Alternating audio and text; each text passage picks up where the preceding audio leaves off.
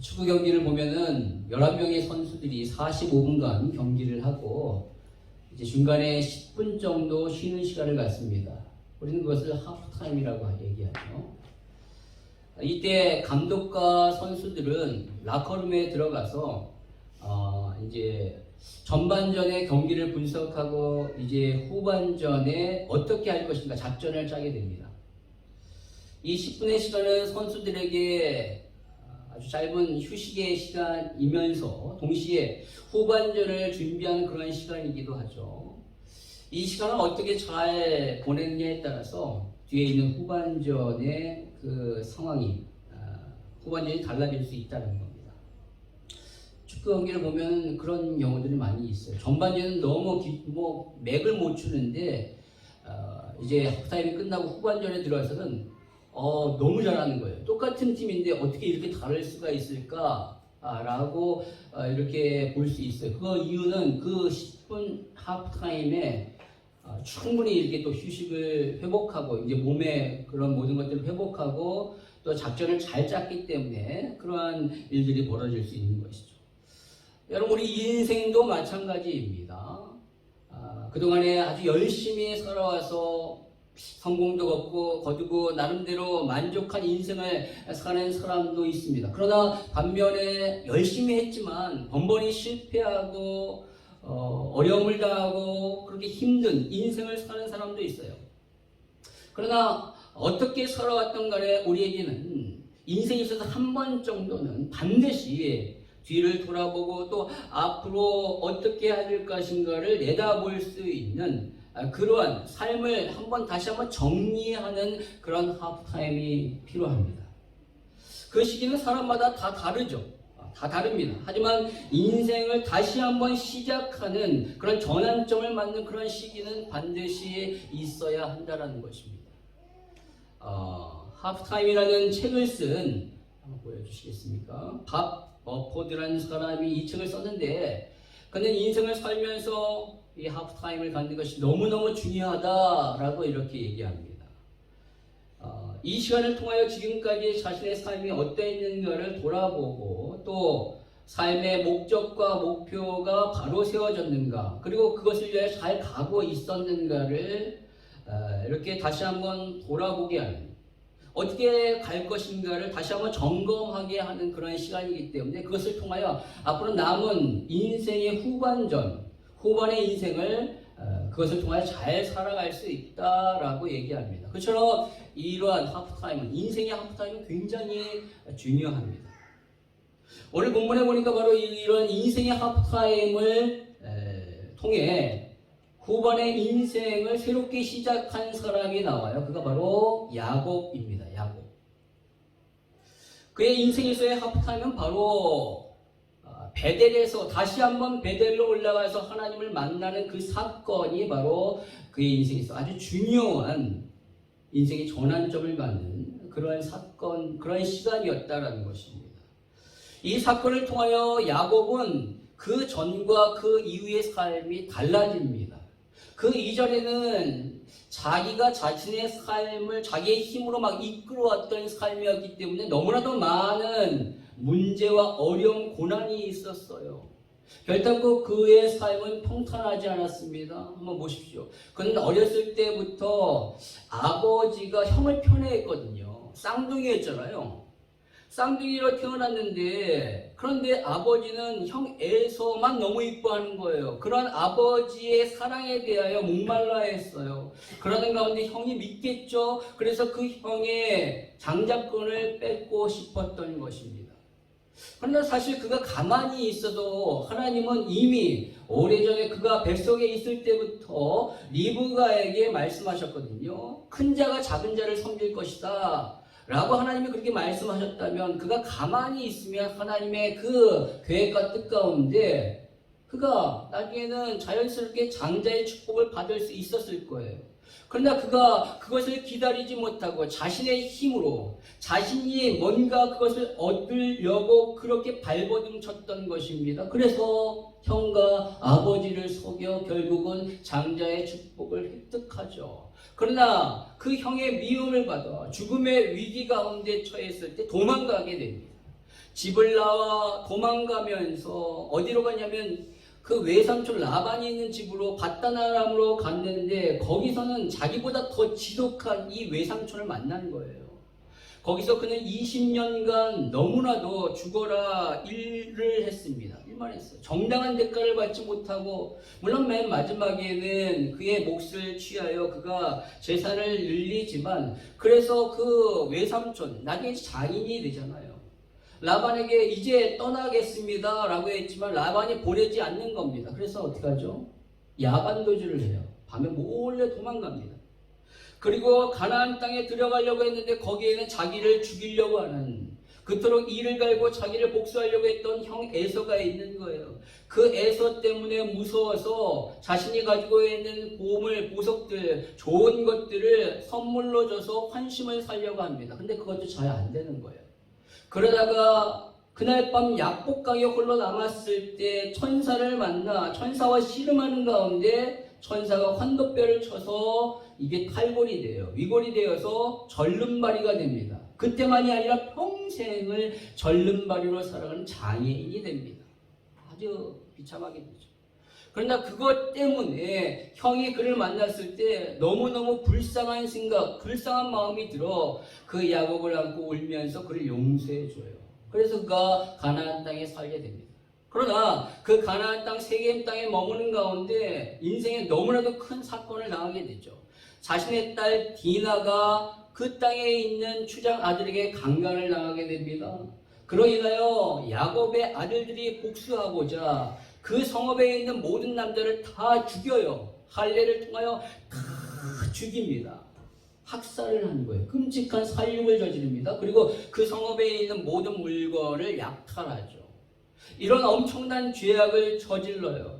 그로 인하여 그 주변에 있는 사람들이 막 들고 일어나서 이제 야곱 가문이 멸문지화에 당할 정도의 그런 위기, 죽음의 공포와 위기 가운데 처하게 된 것입니다.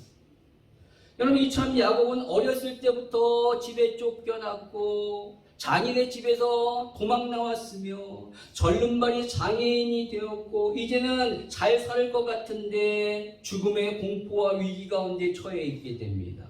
이게 바로 그의 인생이었어요. 얼마나 험난합니까? 아무리 그가 지금 가족이 많고 또 재산도 많다 할지라도 어느 누가 이러한 삶을 살고 싶겠어요? 여러분 같으면 살겠습니까? 재물이 아무리 많아도 평탄한 삶을 살기를 원하죠. 그처럼 이 사람은, 이 야곱은요, 자신의 인생의 전반부가 이렇게 험난했어요. 고난과 고통과 괴로움이었습니다. 그러다가 오늘 드디어 이 베델에 올라가 하나님을 만난 이후 이 사건으로 말미암아 그의 삶이 달라집니다. 오늘 35장이 바로 베델로 올라가는 거죠. 그래서 하나님을 만났는데 그 이후에 35장부터 그의 삶을 보면요, 그의 사건에 대해 기록된 것이 없어요. 다 그의 자녀들, 자식들 이야기예요. 물론 자식들이 요셉을 시기하고 질투해서 요셉을 애굽에 팔아 넘겼습니다. 그리고 아버지에게는 죽었다라고 얘기하죠.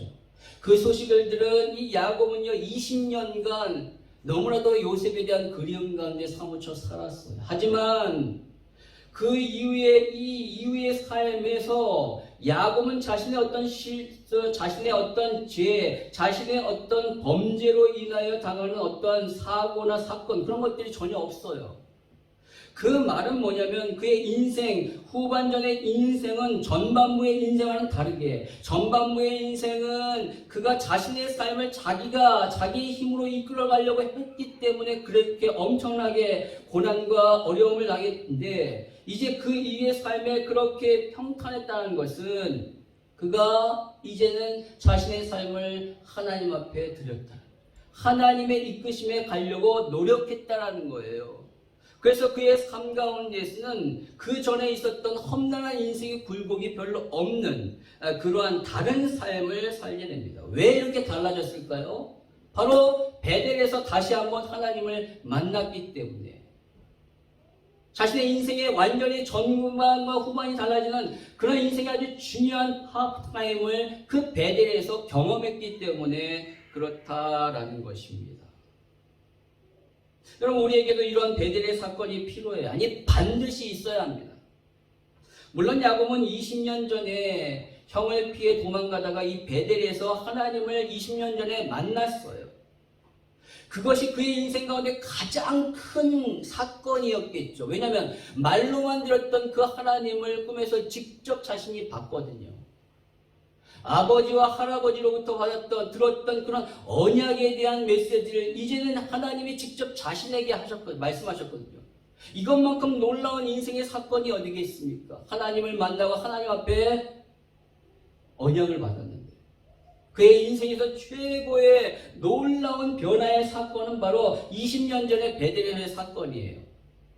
그러면 그것은 바로 어찌 보면 우리의 삶 가운데에서 구원의 사건이라고 얘기할 수 있습니다.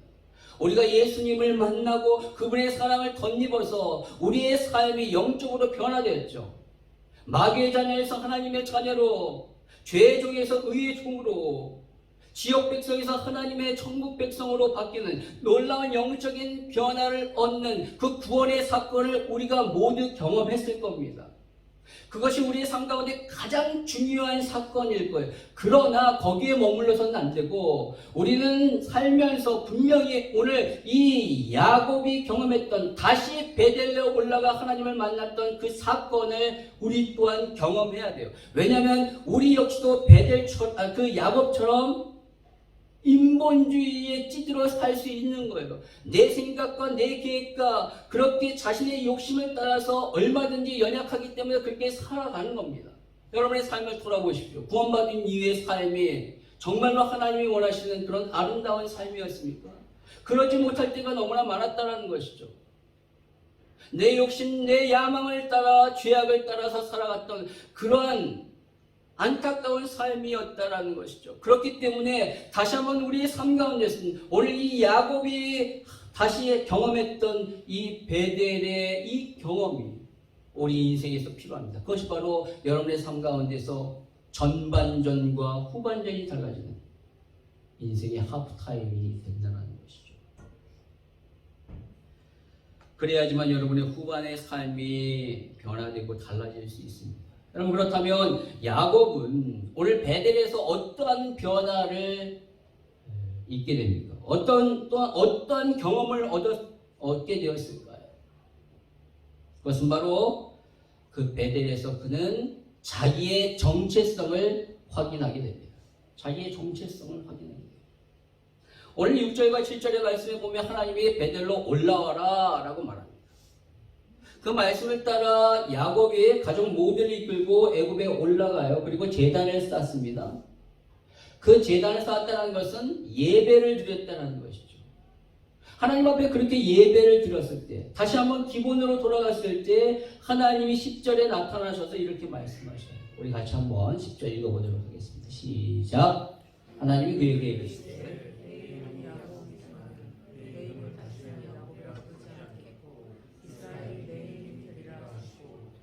그의 이름을 이스라엘이라 부르시고. 아멘. 너의 이름을 다시는 야곱이라 부르지 말고 이제 이스라엘이라 부르라. 넌 이스라엘이야 라고 말씀하십니다. 야곱은 원래 그의 이름이죠. 그 이름의 뜻은 뭐냐면 발꿈치를 접다라는 뜻입니다. 왜냐하면 그가 태어났을 때의 모습을 보면서 그렇게 적거든요. 그는 엄마 뱃속에 쌍둥이로 있으면서 형과 같이 있었어요. 근데 형이 나올 때 자기가 먼저 나오려고 형의 발꿈치를 잡고 먼저 나오려고 그랬던 사람이에요. 그러니까 엄마 뱃속에 있을 때부터 그렇게 자기가 이기려고 막 그렇게 안달을 썼던 사람입니다. 그는 누구보다도 이기려고 발부덩쳤던 사람이에요. 발꿈치를 잡다. 그 말은 또한 다른 말로 보이면 무슨 뜻이냐면 속이는 자, 넘어뜨리는 자라는 뜻입니다. 이 야곱이라는 뜻의 이름. 속이는 자, 넘어뜨리는 자. 수단과 방법을 가리지 않고 이기려고 했던 사람이에요. 그래서 형과 아버지를 속이고 거짓말해서 결국 그것을 획득하죠. 남을 넘어뜨리는 그러한 삶을 살았던 거예요. 그가 그렇게 살아왔어요. 야곱의 삶이 그랬습니다. 그런데 그가 인생에 그러다가 약복강에서 그가 혼자 있을 때 천사가 나타나 천사와 씨름을 하죠. 천사가 이러다는 내가 이길 수 없을 것 같아가지고 천사가 그의 환도뼈를 쳐서 절름발이가 됩니다. 그때 야곱이 이 천사를 보내지 아니하고 결단코 나에게 축복하지 않으면 보내지 않을 겁니다 라고 얘기하자 그 천사가 이렇게 얘기합니다. 창세기 32장 28절 같이 읽도록 하겠습니다. 시작. 그가 이르되 내 이름을 다시는 야곱이라 부를 것이 아니며 이스라엘이라 부를 것이니 이는 내가 하나님과 및 사람들과 겨루어 이기었습니다. 아멘. 앞에서 얘기했던 그 말씀과 똑같죠. 이 야복강에서 그 천사가 야곱을 향하여 너는 이제는 야곱이 아니라 이스라엘이라 부르라 라고 합니다. 여러분, 이스라엘이라는 이름의 뜻은 하나님과 겨루어 이기다 라는 뜻입니다. 지금 천사가 이 야곱에게 축복을 하는 겁니까? 저주를 하는 겁니까? 축복을 하는 거죠. 저주를 하는 게 아닙니다. 그렇다면 복을 준 거예요. 그렇다면 그의 이름을 바꿨는데 그의 이름을 이스라엘이라고 얘기한 이유, 그것은 나쁜 이름일까요? 좋은 이름일까요? 좋은 이름이겠죠. 하나님과 겨루어 이겼다라는 것이 어감상으로 조금 이상하지만 그건 좋은 뜻입니다. 좋은 이름이에요. 근데 여러분 한번 생각해 보세요. 어떻게 사람이 하나님을 싸워 이길 수 있겠습니까? 어떻게 이길 수 있어요? 근데 하나님을 이겼대요. 그 말은 하나님이 그에게 져줬다라는 겁니다. 하나님이 야곱에게 져줬어요. 왜요? 야곱을 사랑하니까. 사랑하니까 져줍니다. 사랑에서는 져주는 것이 이기는 거예요. 여러분, 부모가 이깁니까? 자식이 이깁니까? 자식을 이길 부모가 어디 있어요? 난 끝까지 이길 거야. 안 그럽니다. 부모가 져줘요. 왜요? 더 사랑하니까. 자식을 더 사랑하니까 져줘요. 5살짜리 아들이 아빠와 레슬링을 하는데 그 아이를 이기려는 아빠가 어디 있어요? 이기는 척하면서 져주죠. 끝까지 이길 거야. 애가 울어요. 져줍니다. 왜? 실력이 없어서, 능력이 없어서, 힘이 없어서 아니에요. 사랑하니까. 그 아이에게 져줌으로 말미암아 그 아이가 기뻐하는 모습을 보니까 너무 좋은 거예요. 내가 져줘서 그 아이가 막 힘을 얻고 기가 살아나는 것 보면서 너무나도 기쁜 거예요. 져줍니다. 여러분, 졌다라고 수치를 느낄까요? 아버지가 창피해. 아버지가 억울해할까요? 그렇지 않습니다. 오히려 기뻐합니다. 아들이 기뻐하는 그 모습을 보면서 너무나도 기뻐하는 거예요. 왜요? 아들을 사랑하니까. 그렇게 해서 아이의 길을 확 세워주고 싶으니까. 마찬가지죠. 하나님이 야곱을 사랑하니까 져준 겁니다. 그렇게 해서 뭐 하는 거예요? 야곱의 지금 너무너무 두려워하고 떨고 있는 야곱의 길을 확 세워서 너는 이제 야곱처럼 살지 말고 네가 나를 이겼잖아. 나를 이긴 사람처럼 살아라 라고 이스라엘로 이렇게 말하는 거예요. 이제까지 네가 네 자신을 위하여 살았다면 내가 너를 위하여 져줬는데 너를 위하여 져준 나를 위하여 이제 살아라 라는 겁니다. 네 이름 이스라엘로 명해. 이스라엘의 엘이라는 단어가 뭡니까? 하나님이에요. 하나님. 네 이름에 엘, 하나님이라는 단어가 있잖아. 하나님이라는 단어가 들어간 이름처럼 살아라 라는 거예요.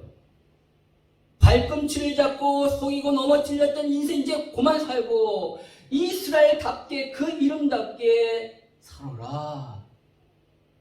그러나 야곱은 그 이름처럼 살지 못합니다. 이 야복강에서 그가 가나안에 들어가기 전에 이 야복강에서 그 이름을 받았음에도 불구하고 그는 그 이름에 걸맞는 삶을 살지 못해요. 자신의 욕심과 야망을 위해 삽니다. 그러다가 드디어 하나님이 그를 다시 부르셔서 이 베델에서 그에게 이름을 상기시켜 주는 거예요. 너 야곱으로 살지 말고 이제부터 진짜 이스라엘로 살아라. 오늘 하나님이 여러분을 부르십니다. 네가 너의 인생, 네 욕심을 가지고 살았던 인생, 그 이름 버리고 내가 너에게 주는 하나님의 자녀로서, 하나님의 아들, 딸로서, 나의 백성으로서 그 이름에 걸맞게 살아라 라고 하나님이 우리를 부르십니다. 저와 여러분이 영적인 회복, 영적인 정체성을 회복하기를 원합니다. 다시 베델로 올라갔을 때 인생의 중요한 이 하프타임을 우리가 하나님 앞에서 경험했을 때 하나님이 여러분의 이름을 바꾸실 거예요. 그 이름답게 살아가야 합니다. 우리가 예수 그리스도를 믿는 순간에 우리는 그리스도인이라는 또 다른 이름을 받게 됩니다. 크리스천. 내가 원하든 원하지 않든 정말로 예수 그리스도를 믿었다면 우리는 크리스천이 되는 거예요. 그리스도인이라는 이름은 그리스도께 속한 자라는 뜻입니다. 그리고 작은 그리스도라는 뜻이에요. 그렇다면 이제는 우리가 그 이름에 걸맞게 그리스도에 속한 사람처럼 살아야죠. 세상 사람들처럼 돈에 속한 자처럼 명예와 권력과 쾌락에 속한 자처럼 살지 말고 그리스도께 속한 자처럼 살아야 합니다. 작은 그리스도로 살아가야 돼요. 우리를 보면서 그리스도를 보일 수 있는 그런 삶을 살아가야 하는 겁니다. 저와 여러분이 주님이 주신 그 이름에 걸맞는 그런 삶을 살기를 원합니다. 그렇다면 어떻게 살아야 하는가? 어떻게 살아야지 이스라엘답게 사는 걸까? 어떻게 살아야지 그리스도인답게 사는 것인가? 그것은 바로 이스라엘이라는 그 이름, 그리스도인이라는 그 이름 안에 담겨진 하나님의 계획과 뜻과 목적대로 살아가는 거예요. 그 이름에 하나님이 담아주신 그 목적대로 살아가는 것이 그 이름에 맞게 살아가는 겁니다. 여러분, 이 마이크의 목적은 소리를 빨아들여 확성해서 들리게, 멀리 이렇게 크게 들리게 하는 것이 이 마이크의 목적입니다. 그렇다면 이 마이크가 그 목적대로 행했을 때 이것이 온전히 사는 거예요.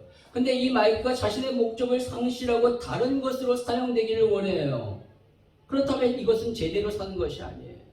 하나님이 우리를 불러주셔서 우리에게 다른 이름을 주셨습니다. 하나님의 자녀, 하나님의 백성, 그리스도이라는 이름을 주셨는데 그 이름에 맞는 하나님의 목적대로 살지 아니하고 내가 가지고 있는 내 이름의 목적대로 살아간다면 그 사람은 다르게 잘못 사는 거예요. 오늘 하나님은 그렇게 하나님이 원하신 삶의 목적을 오늘 야곱에게 주십니다. 너 이스라엘이야. 그 이스라엘의 삶의 목적은 이거야 라고 말씀하시면서 오늘 11절 12절에 이렇게 말씀하십니다. 이렇게 말씀하시는데 이 11절 12절은 우리가 소위 말하는 언약입니다. 하나님이 주신 약속. 이 약속을 이 베델에서 다시 하나님이 주셨는데 이 약속은 이미 20년 전에 베델에서 하나님을 만났을 때 하나님이 주셨던 약속이에요. 똑같습니다. 그 말은 이가 20년 동안 이 약속의 말씀을 놓치면서 살았다는 거예요. 이 말씀을 완전히 잃어버리고 살았다는 거예요. 하나님이 그에게 20년 전에 이 약속의 말씀을 주셨다는 것은 이 약속을 그의 삶 가운데 반드시 이루시겠다는 거예요. 그 말은 그것이 그의 인생을 향한 하나님의 계획과 뜻과 목적이었다는 것이죠. 그렇다면 야곱은 그 삶의 목적을 붙잡고 살아가야 돼요. 그런데 그가 그렇게 목적을 상실한 채 자신이 원하는 삶으로 살아갔던 것이죠. 그런데 이제 하나님이 다시 부르셔서 똑같은 이 언약의 말씀을 주셨다는 것은 다시 이 목적을 붙잡으라는 거예요. 너 목적 상실했지? 이스라엘이라는 삶의 그 이름에 맞는 삶의 목적, 내가 너에게 줬는데 너 목적대로 살지 않았어. 다시 그것을 붙잡아. 너는 내가 너를 위하여 가지고 있는 삶의 목적대로 살으라 라고 말씀하시는 겁니다. 그렇다면 야곱을 향한 삶의 목적이 무엇일까요? 첫 번째는 바로 너의 가정과 가문을 살려라 라는 겁니다. 오늘 11절 말씀 한번 같이 한번 읽어볼까요? 시작. 하나님이 그에게 이르시되 나는 전능한 하나님이라.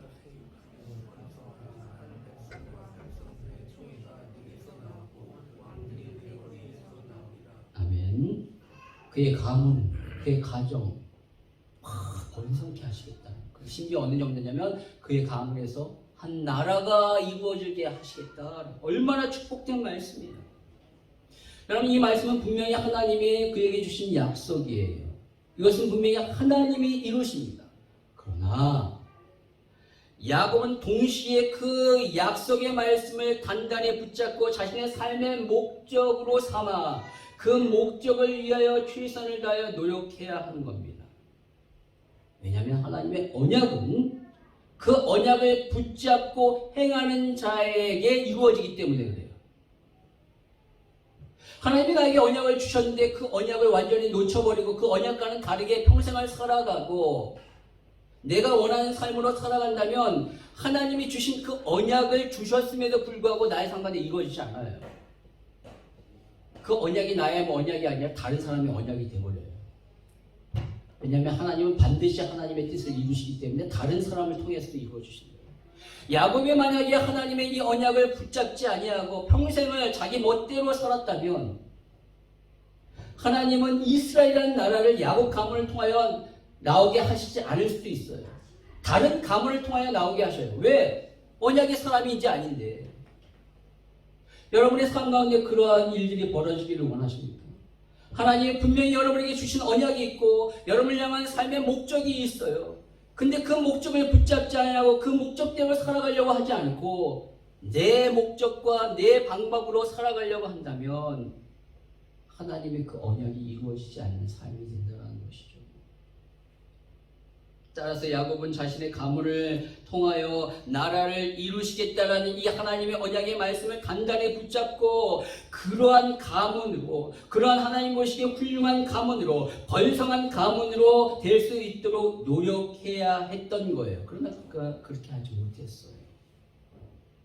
그래서 다시 그에게 너의 가문과 가정을 온전히 번성하고 살려라 라는 겁니다. 노력해야 돼요. 그래야죠 하나님이 그렇게 이루시는 것이죠. 저와 여러분에게도 이 언약을 주신 줄 믿습니다. 왜냐하면 저와 여러분도 아브라함의 자손이기 때문에 그래요. 오늘 하나님이 이 야곱에게만 이 언약의 말씀, 가문과 가정에 대한 이 언약의 말씀을 그에게만 주신 것이 아니라 그의 조상인 아브라함 때부터 먼저 주셨고 그의 아들 이삭에게도 주고 오늘 야곱에게도 주신 거예요. 그렇다면 믿음으로 아브라함의 자손이 된 저와 여러분도 동일하게 이 언약을 주신 거예요. 여러분의 가정과 가문을 살려라. 너의 가문, 가정 살려라. 내가 너를 왜 그 가문 가운데 보낸지 아니? 그 가문 살리라고.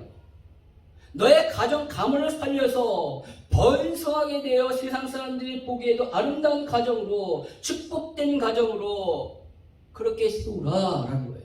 내가 그러면 이루어줄게.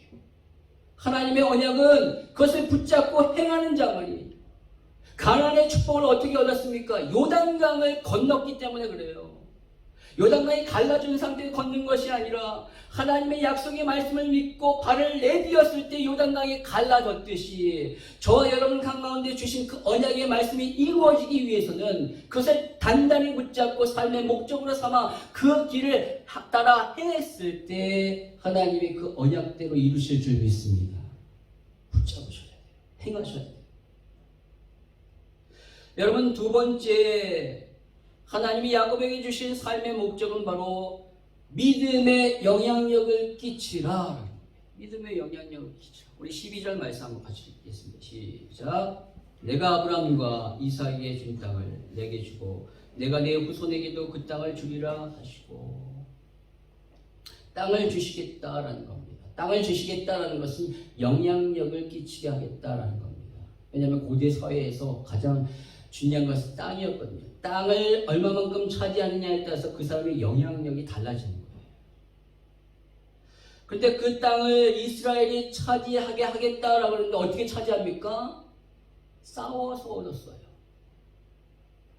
그냥 저절로 얻지 않았습니다. 분명히 하나님 주신다라고 했거든요. 약속이 있다. 그럼 주셔야죠. 가만히 있어도 줘야 되는 거 아닙니까? 근데 그러지 않았어요. 아주 치열하게 싸웠습니다. 여리고성에서도 싸우고 아이성에서도 싸우고 그 땅에 있는 7족속과 31명의 왕과 치열하게 싸워서 그 땅을 차지한 거예요.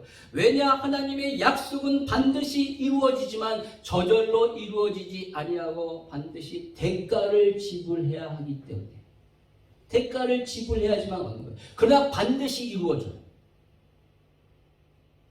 놀라운 것이죠. 하나님 우리의 삶 가운데 결론을 지어주셨어요.